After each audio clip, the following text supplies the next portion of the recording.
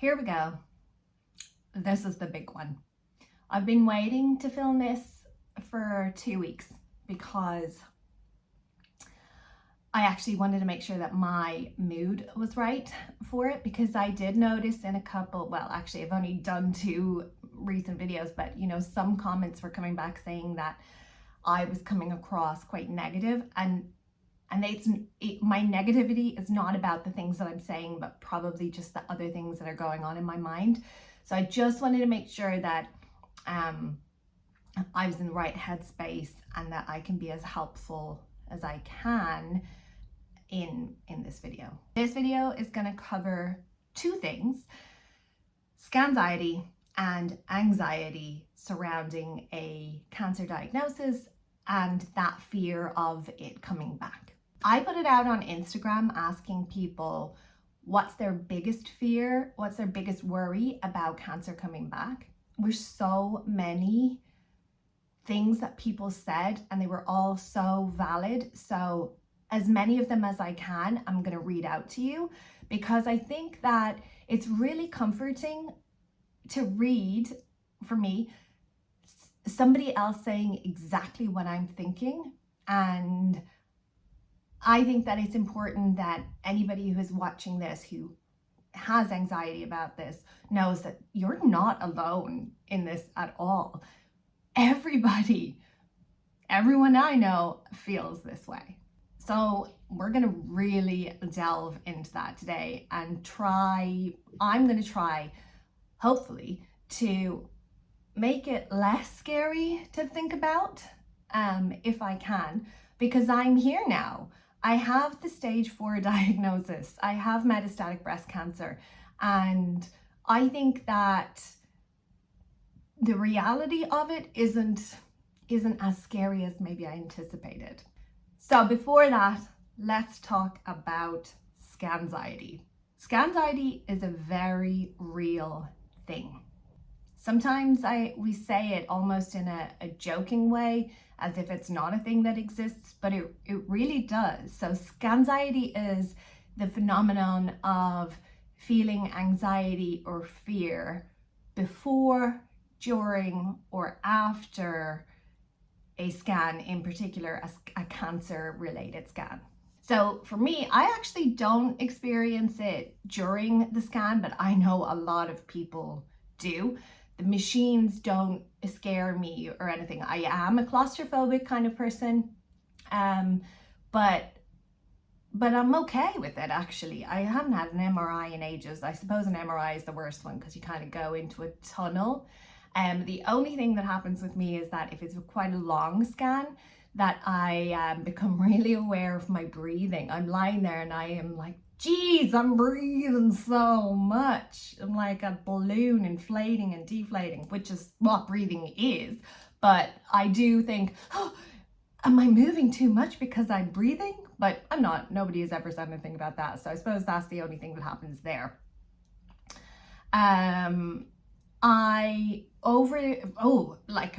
In the beginning, I used to get the pre-scan scansiety all the time. If I had any kind of pain or anything like that, I was like, cancer, it's cancer. You have a headache, definitely brain cancer. You have a sore stomach, probably colon cancer. It's natural. It already happened to you once. You probably didn't think that was going to happen, but just don't think that you're over exaggerating. Like, that's a really normal way to feel. 5 years on, I didn't feel like that anymore. I started to react much more like I would have prior to a cancer diagnosis. So if I had a headache, I would say, because I haven't drank enough water today, or I need to eat some fruit and get some sugar into me, or if my arm was sore, I wouldn't say, oh, that's lymphedema. I'd say, I probably was lifting a child and I've pulled something like that, And so I suppose just something to be aware of is that as time goes on, you do relax more. You do relax more as time goes on. It's very difficult to understand that in your first or second year after your cancer treatment. I know you feel like it's never going to end, that you're always going to be scared, but you just have to trust me that it does get easier.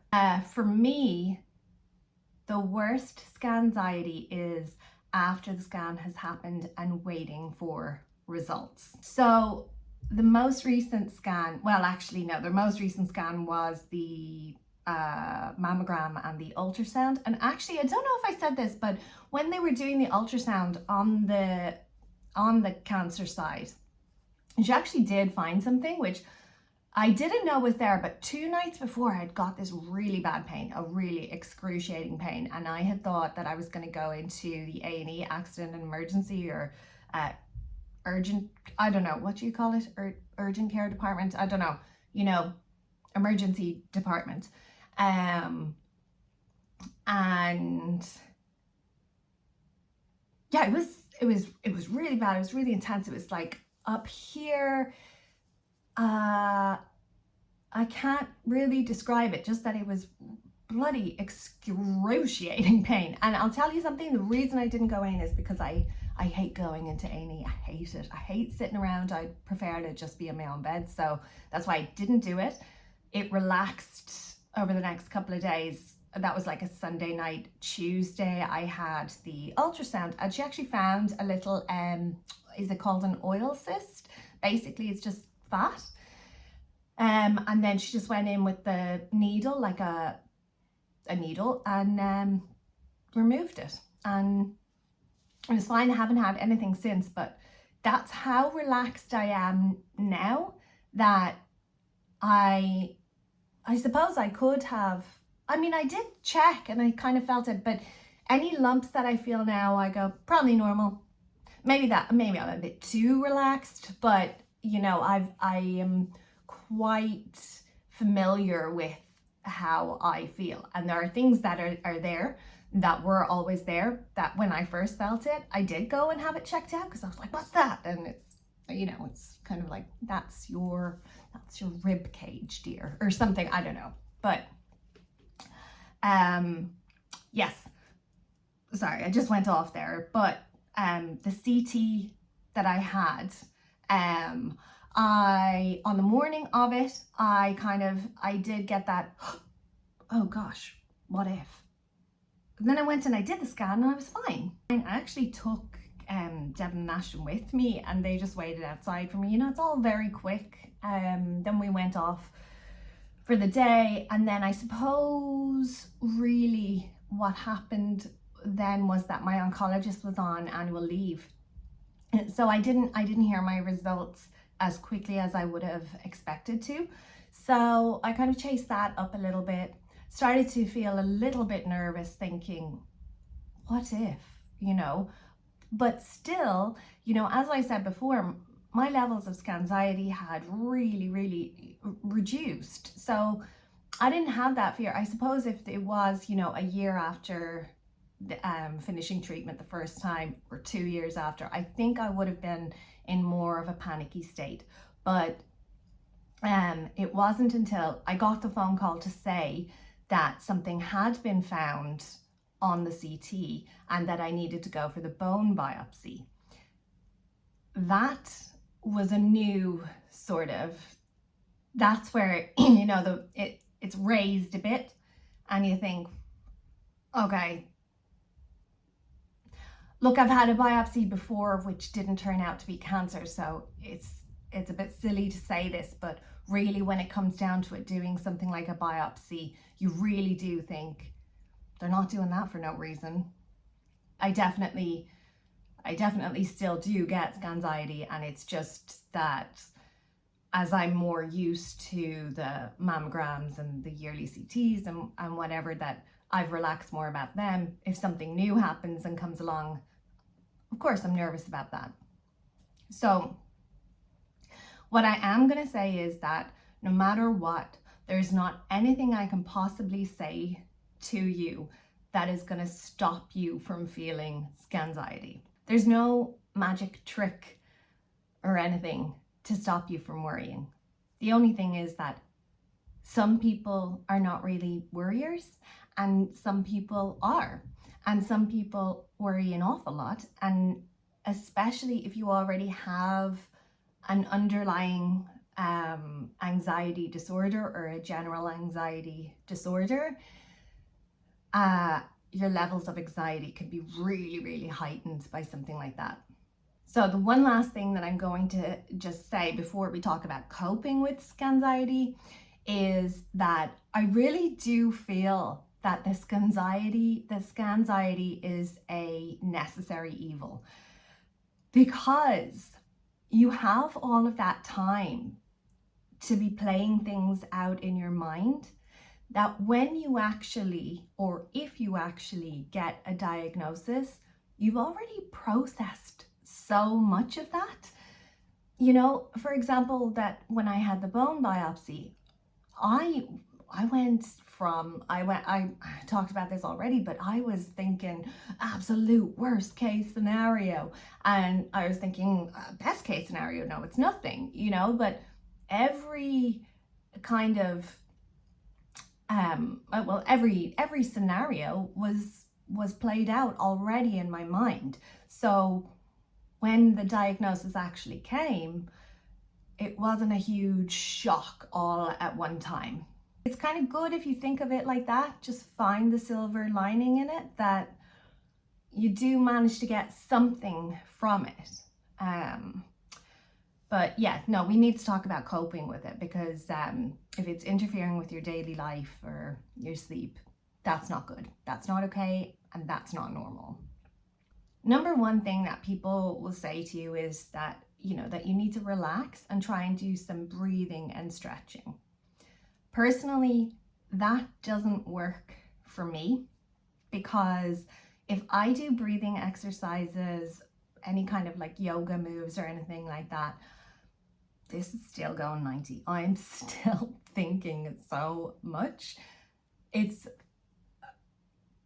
the opposite of what it's supposed to do for me. However, if you are a person who can do that, meditate, breathe, whatever, to relax, try that. But I do other things that, you know, relax me and distract me, and keep my mind off things. For me, that would be, I like to always have something in my ears, because it will distract me from kind of talking to myself in my head. So I might listen to a funny podcast, or I might stick on a TV show, or maybe it's a TV show that I watched years ago. At the moment, it's The Good Wife. So I just will have that if I'm doing ironing or laundry or something like that, have that playing in my ears, because it helps me to just be distracted from my own thoughts, which can just become quite negative all of a sudden, and it'll put me in a bad mood. I love to go down a true crime YouTube rabbit hole. Oh, I always joke that if I'm ever questioned for some sort of a crime, I'm going to be screwed, because they're going to look at my phone and go, you watch so much stuff about murder. Like, okay. So, the other thing is going for walks. Going for walks is really good. I really like doing that. And I don't mean like just walk out of your house and walk around the block or something. I mean, you know, a nice kind of naturey walk. And I love to do it with the kids as well, because it's fun to see the kind of things that they get up to. You know, we'll be like, oh, the Gruffalo lives up there or something like that, you know, and kind of go on a little adventure in the woods. Or one time we were walking, we found tadpoles and froggies, and you know, you're forced to be distracted, but you're getting your fresh air and the nature and whatever, and it does good things. It does good things for your mind, you know. And that's one that the people around me know, because I can allow myself to be indoors for a long time, and I know it's not good for me, but I don't have the motivation to get myself up and out. and I kind of need to be like forced into it, but I'm always very I'm thankful for it afterwards because it's done me good. So again, we're talking about in this Scanxiety period that you are keeping yourself distracted as much as possible. So you need to be arranging to do things. So that might be that on one day you say that you're going to go for dinner in the evening, or that you're going to go to the cinema, or that you're going to even if it's something at home, that you say, you know what, we're going to set up on the sofa with the duvets, and we're going to have popcorn and whatever and watch like a really funny movie or something. If it's the weekend, maybe you say, arrange that you're going to do, you know, a thing for a day. So that could be, you know, like I live in Ireland, I live in Wicklow, which is, you know, quite close to Dublin. So we go into Dublin to, you spend a day in town, you know, you do a few things, or get on a city bus tour of the city where you live. Like, you've probably never done that, and those are so fun.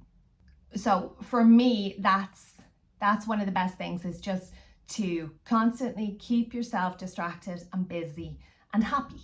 So another thing for me is I love coffee.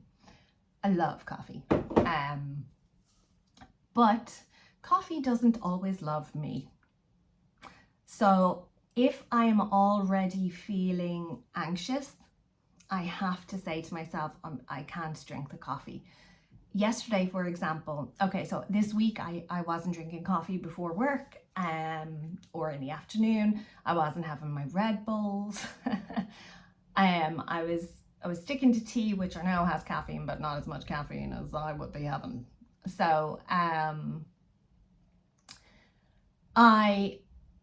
I would notice it, the kind of palpitation-y feeling, just being really highly strung, like, you know, I'm like a cartoon character who's drank coffee. Or did you see what you call it, Encanto, when the kids drink the coffee? That's me. So yeah, all week I limited it. Then yesterday, it was Saturday, so I said, oh, I don't have anything to do, I don't have work, like I'll be okay. Drank the coffee. I was in my parents' house. You'd want to have seen me. I was shaking. I felt so sick. I was really highly strung over nothing. We were having chats about holidays. Like, there was no reason for me to be anxious, but that caffeine, and I'm really bold. I've had a cup now, but I won't have any more. Okay, stop judging me. Basically, if you are anxious, cut back on caffeine, and it really helps. The other thing is that when you're anxious, okay, for me, I don't eat. So if something really, really stressful is going on in my life, I don't eat, because I can't eat. I physically can't do it, which is really bad. So if you are super anxious, you need to remind yourself to eat, and think about, maybe if you feel that you can't eat, try and eat something good with nutritional value, because you need to keep yourself going. So, you know, I don't know, fruit, cheese, something like that, rather than a packet of crisps, you know. I feel like I'm speaking to you like you're a child, that you wouldn't know that, but I have to remind myself to do it. So I'm just saying, I do notice that if I have been drinking water and I'm eating properly, I feel much better. If I eat crap and I have the coffee, I feel awful. I feel so much worse. If it is a situation where your anxiety is interfering with your everyday life, work, your kids, whatever, or you're losing sleep, that is not something that you should accept. That's not acceptable. Think of it like this: if it was somebody that you loved, or your kids, would you let them be so worried all of the time and not be able to sleep? You wouldn't accept that for somebody else, so don't accept it for yourself. Each to their own. I don't want to be somebody who is like encouraging you to do something that you don't want to do. But just remember that you can go to your GP, your family doctor, and be really open and honest with them and explain to them how you're feeling, because there are drugs out there that are designed to help you get through that. That's why the drugs exist, because other people feel that way too. If you want to, you can just go into the pharmacy. There's something you can get here in Ireland called Calms. There are kind of over-the-counter things to help you get better sleep. I think it's prescription only here in Ireland, but it's something that Devon takes, melatonin, which is the natural sleep hormone. But what you need to know is that when you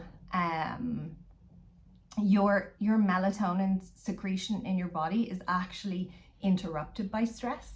So if you're highly stressed, or if you have ADHD, your body doesn't always produce the melatonin, which is your sleep hormone, which is where your body will regulate to, its temperature and whatever to get you ready for sleep. So if you're stressed out and you can't sleep, there's a reason why. I suppose, in summary, Scanxiety is completely normal.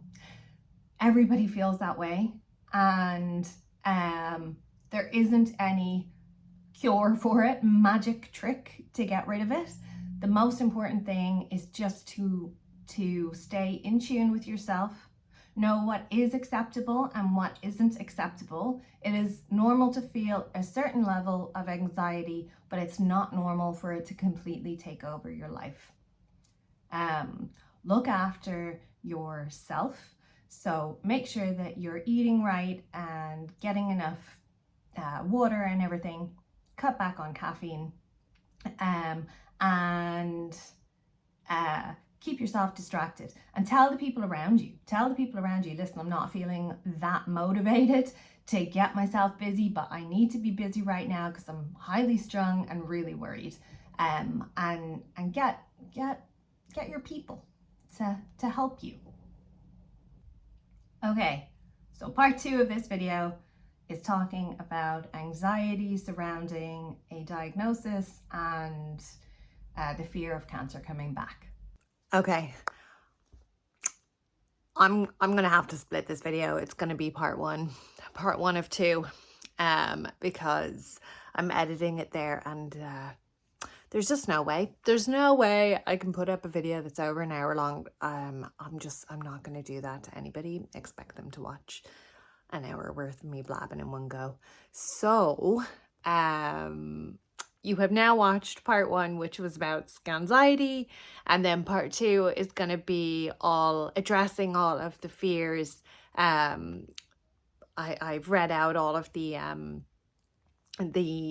fears that people put on Instagram when I ask the question and everything, and it kind of just delves deeper into what it's like. And yeah, so that's part 2. This has been part 1, and if you've made it this far, well done, you get a thumbs up. So thanks so much for watching, and I'll see you in the next one if you're interested, but it's up to you. Okay, bye.